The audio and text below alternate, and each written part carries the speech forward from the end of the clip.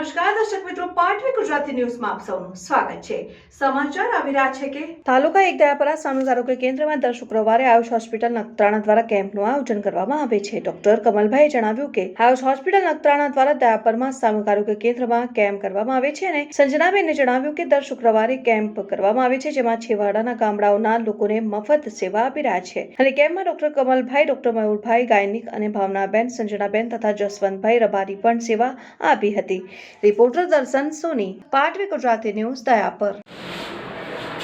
મારું નામ ડૉક્ટર સંજના છે। અમે આયુષ હોસ્પિટલ નખત્રાણાથી અમારા ડૉક્ટર સર અને કેમ્પમાં ફરજ બજાવી છે। અમે દર શુક્રવારે 1 થી 5 વાગ્યા સુધી અમે કેમ્પનું આયોજન કર્યું છે। અમારો હેતુ છે કે અહીંયા લોકલના અને આજુબાજુના ગામડાવાળાને ફ્રીમાં મફત સેવા આપી શકીએ અને એના હેલ્થ સેવા કરી શકીએ।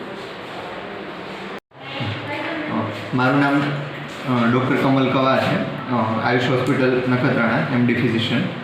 અમે દર શુક્રવારે દયાપરમાં CHCમાં કેમ્પનું આયોજન કરીએ છીએ, જેમાં 4 speciality MD physician, paediatrician, gynaecologist અને ઓર્થોપેડિકની સેવાઓ અમે આપીએ છીએ।